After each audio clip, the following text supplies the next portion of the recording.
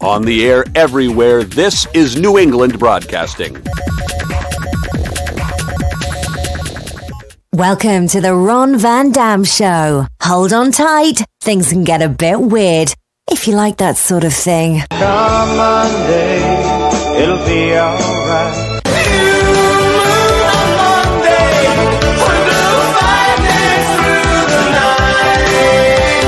Monday morning, you sure look fine. Rainy days, Mondays always get me down. Whatever. Tell me why I don't like Mondays. Tell me why I don't like Mondays. It's just another manic Monday. Monday, so good to me. Good morning, good afternoon, good evening, good night. It's the Ron Van Dam Show. Thank you very much.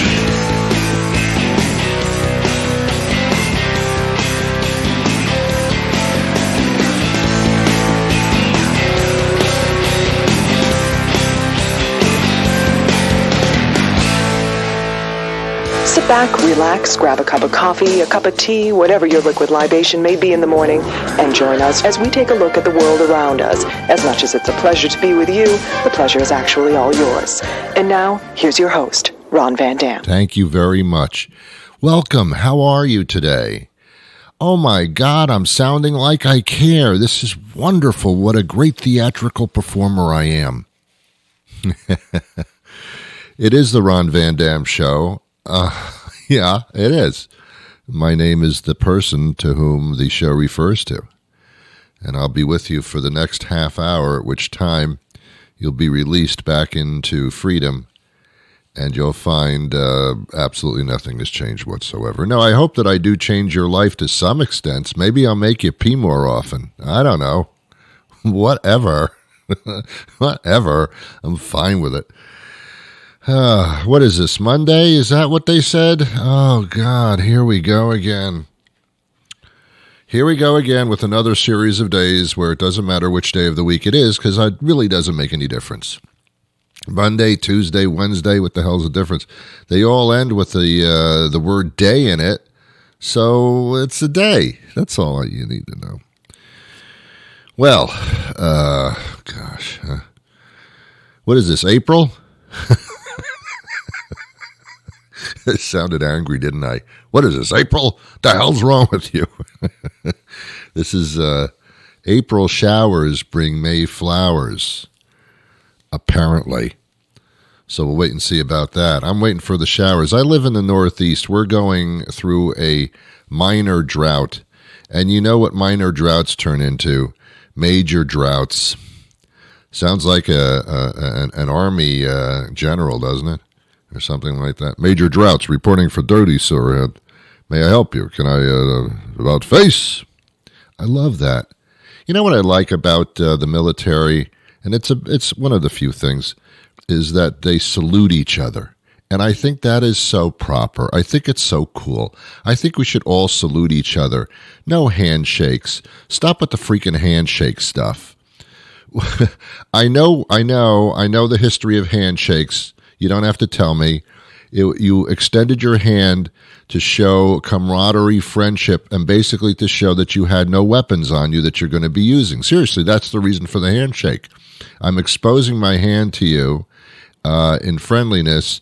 That means I have no knives in my hand. I got nothing. I got none of those silly buzzers that make you feel stupid, where we shake hands and the buzzer goes off and I laugh at you because you're so stupid.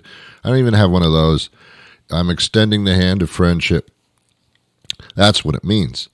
But in the series of doing that, I need to touch you, and I don't want to be touching you, especially. And I think this will remain for a few years, where we will not want to touch each other unless it's for sexual purposes or to hug someone to whom you have general affection. But the shaking of hands with strangers, what the hell's with that? You shouldn't be touching people you don't know. You really shouldn't. especially their hands. Do you know what people do with their hands when you're not watching? I think you do. You just don't want to realize it. People, they pick their nose, they scratch their ass. I'm sorry for being like really upfront about this, but people are touching doorknobs and toilet seats, and then they extend their hand in friendship to you. Don't touch that. Don't touch it. This high five thing, why are we slapping people we don't know? Why are we slapping people above our shoulder line? I don't get that. I don't get why we need to touch people to whom we have no connection whatsoever. You can be friendly and show friendliness without touching people that you don't know. Think about it. You just did? Okay. I like the Oriental bow. Am I being politically correct when I say that? I don't even know anymore. Excuse me if I'm not. I like the Oriental bow, where you lean forward like you're going to fall over, but you don't. I don't know what that means. But bowing shows respect. If the other person doesn't bow, that's a problem. You both need to bow. But a slight bow. You don't have to get down on your knees and kiss rings and things like that. That's a little subservient. I'm just talking about a minor forward shake of the body by both parties. I respect your space. I respect your space. That's fine. I like the Oriental bow. Good job, guys. Good job. Don't understand your alphabet, but good job in the greeting department. Now, in our military, we salute people. We don't touch them. We take our hand, we put it in a perpendicular motion to our foreheads and bodies, and then we forward our hand just a little bit, and that's called a salute. I don't mind that. It's secondary to the Oriental bow, if I may be, again, politically incorrect. But that, because these things don't require the touching of total strangers. In order for me to be friendly, I shouldn't need to touch somebody. Are you in agreement with me on that? I know half of you are and half of you aren't.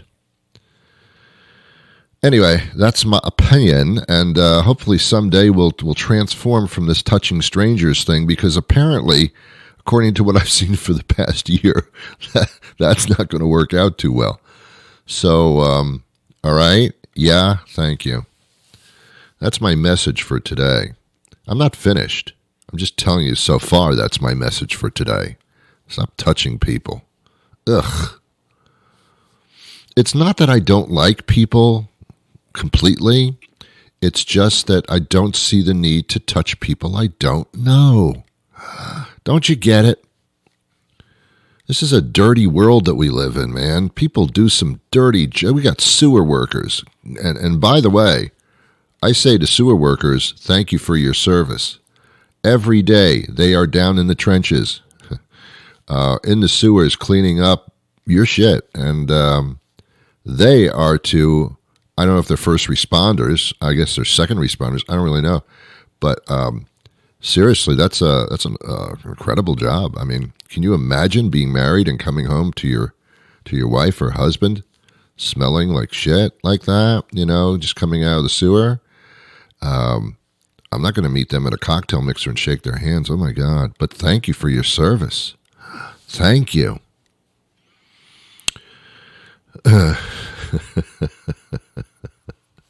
It's true. Don't give me lip. It's true, and you know it's true. What's up with Amazon, by the way? Segue. What's up with Amazon? They have put a spell on most Americans and people throughout the world that is just an incredible Svengali kind of thing.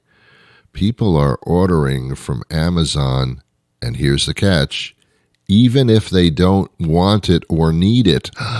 Are you serious? Yes, I am serious. People order from Amazon even if they don't need it. It's true. And you know it's true.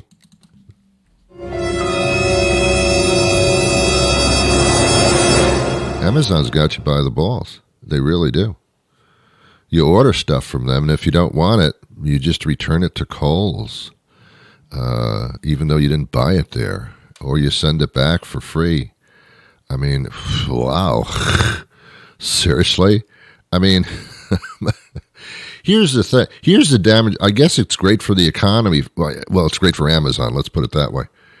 But listen to this. This is true.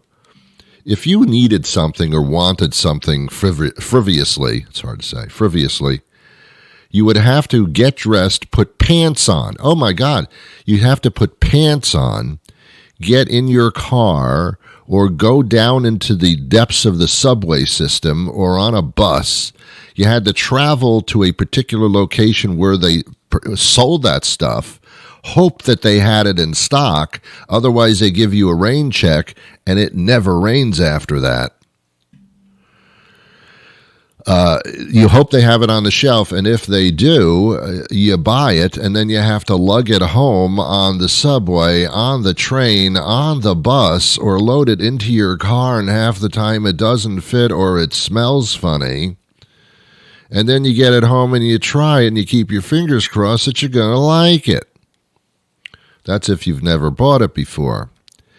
That's an effort.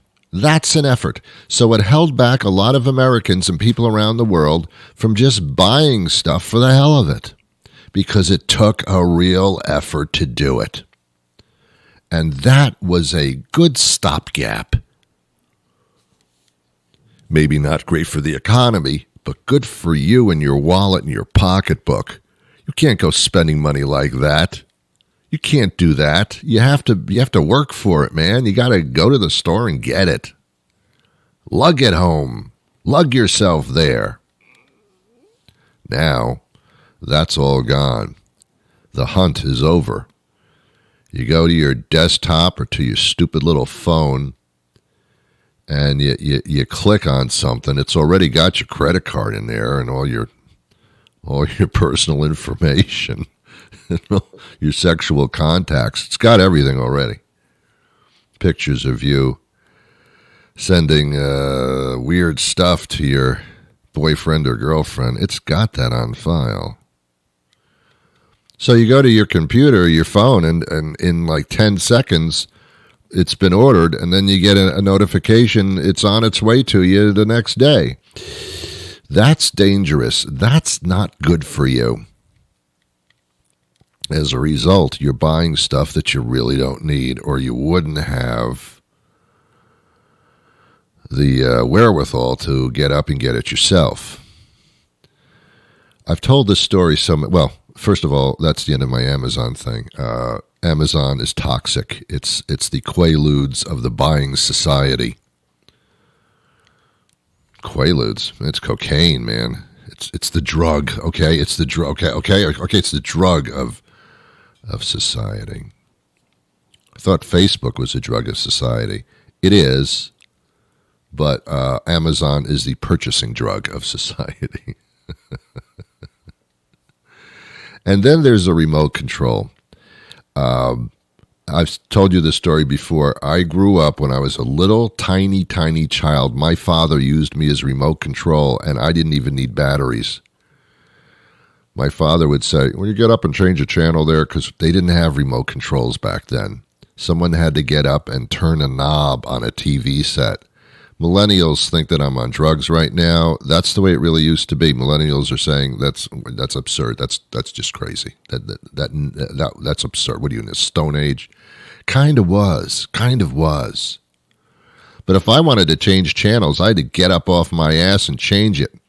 Or I had to sit so close to the TV that my eyes were practically on the screen so I could reach the knob at any time I wanted. That was a tough time of life. That was tough. I know the Depression was horrible for a generation, but not having remote control, that was hard to live with. Here's what I did recently, and I'm ashamed of myself, but yet I'm in awe. And this just pronounced my laziness. I went to Costco. That's not lazy, because I had to put pants on and go to Costco. On sale, they had 2 smart light bulbs in a package for $10. Now, I don't know if you know what a smart light bulb is. It means it's a light bulb that's smart. And I don't know what light bulbs are, so that they're smarter than me immediately. I'm looking at the package, I'm reading it. You don't have to turn the light on. You just say it into the air. Now, I have Alexa in my house, and I can't get her out. She does stuff for me, and I don't have to get up and do it. Now, so I've screwed in these light bulbs. I've hooked them up to the Wi-Fi Play Store app, and now I literally can say to Alexa, I won't say too loud. Oh, she just heard me. I can say to her to turn on a light, and a particular light, and she will turn it on for me. This bulb even changes colors upon my command. I can ask for red or blue or green or whatever I feel like that particular day. I'm in awe. I love it. I'm turning on lights for no reason whatsoever, just for the experience. But I realized at one point, I am so freaking lazy now. I don't even lean over to flip a light switch anymore. I just say it. And I realized this is another toxic part of technology. It has just added to my laziness. I can turn on lights. Now I have a smart plug. Oh my God. I plug this into the wall and I plug in whatever appliance or whatever I want into the plug. And again, I just say into the air, turn on the whatever, turn on the TV, turn on the turn on the whatever, and it goes on based on my verbal command. I don't have to get up from a chair ever. And that's awful. It's awful. I realize how awful that is. It's turned me into a lazy slob. All right, it's turned me into even more so of a lazy slob. I am like 2 pounds away from Jabba the Hutt, but have caught up in the attitude. It's incredible. Technology is ruining us. I'm not going to be alive that long to see the end result of technology, but I fear it's going to be catastrophically awful. I know that within about maybe 20 years, 30 years from now, there'll be a report that cell phones cause cancer through some type of cell tower, 5G. Well, we'll be on 20G by then. And we'll have radio signals like going through our body 24/7, like we're having x-rays taken every 10 minutes. And they will eventually find out, and you know it's true, that cell phones are destroying our brains, etc. It's like smoking. You know, they didn't say a word about that until everybody had lung cancer. Yeah, I know. You know it's going to happen.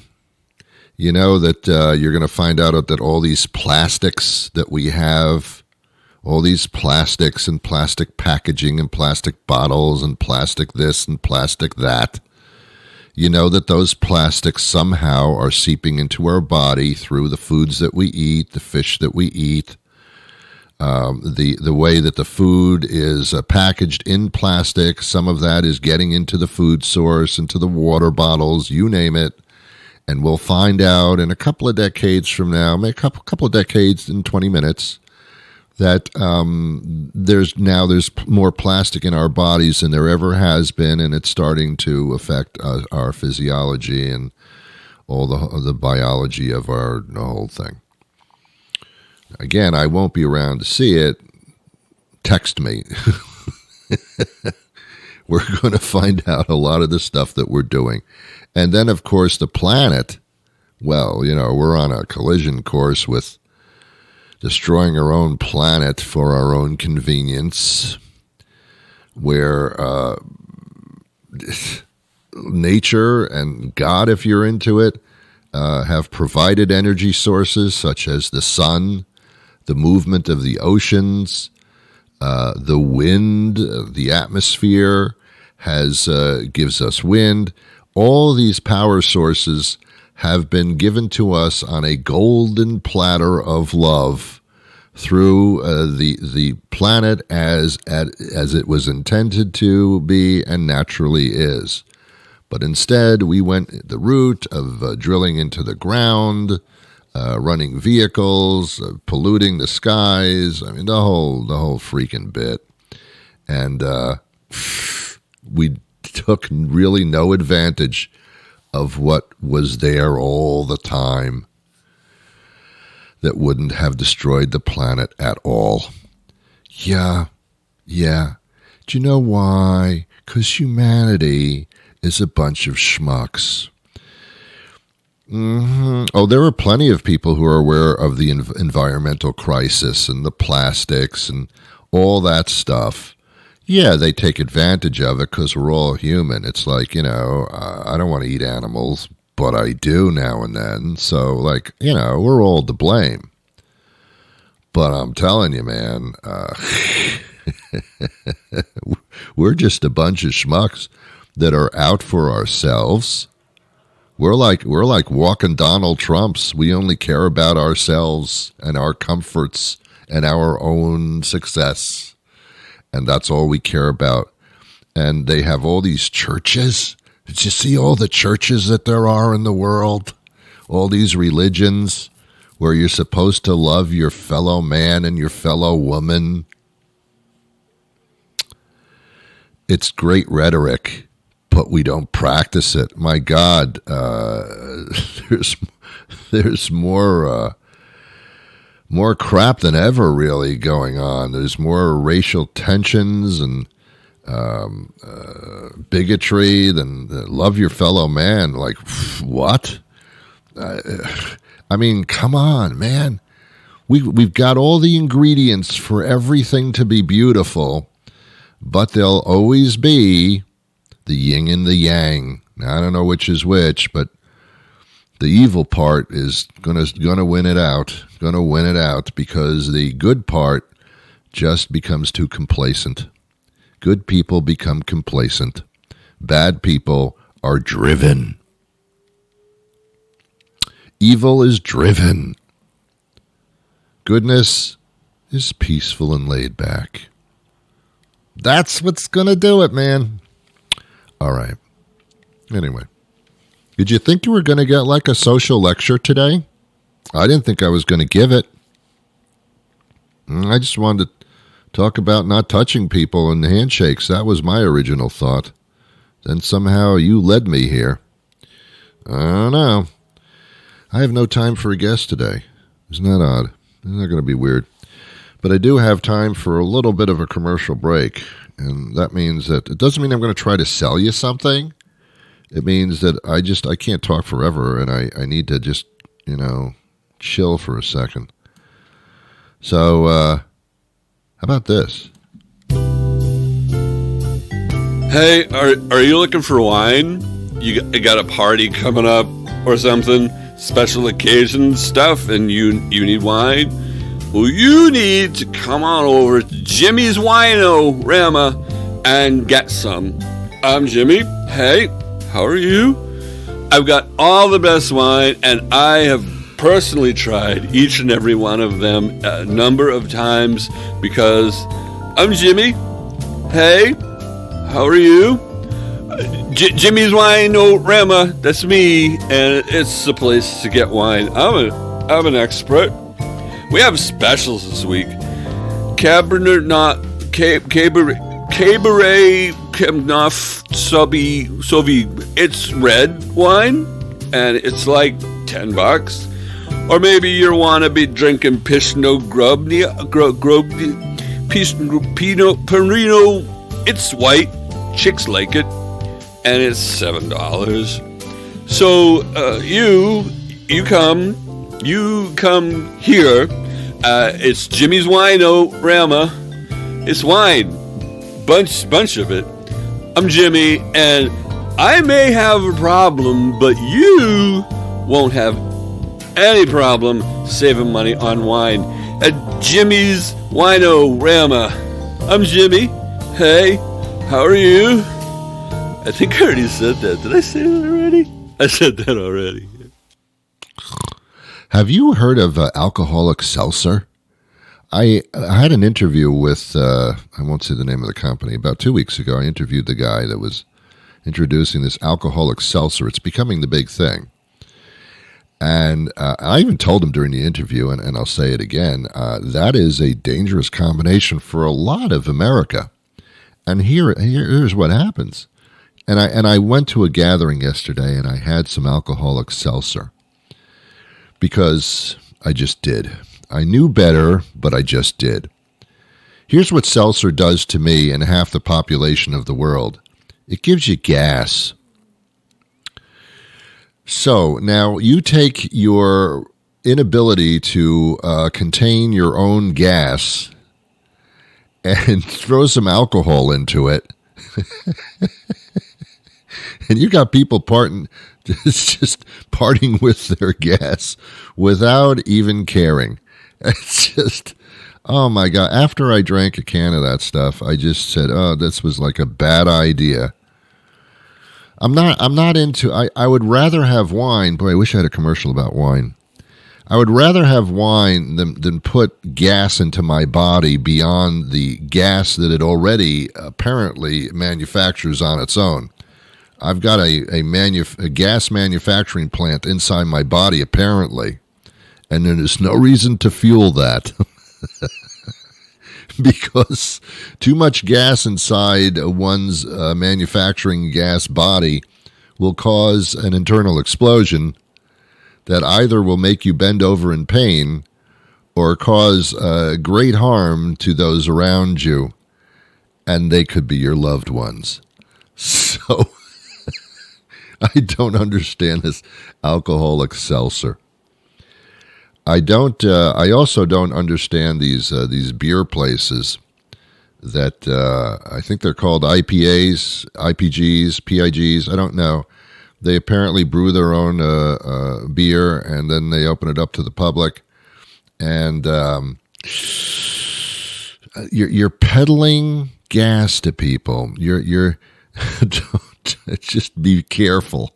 I won't go into those places. I'm just concerned that someone's going to let one go and destroy the neighborhood. So I don't know. I'm not sure. I like beer, but you know what beer I like? Did you ask me? You did. I like Guinness. I like Guinness Stout Draft because it doesn't taste like beer. It's very smooth, and I like that. The sharp, seltzery stuff, I can't do it. I can't do it. Well, enough about me. Let's talk about you. Go on, you talk. Uh-huh.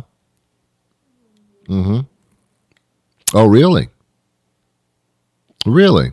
I did not know that. Mm-hmm. Get out. Are you serious? Really?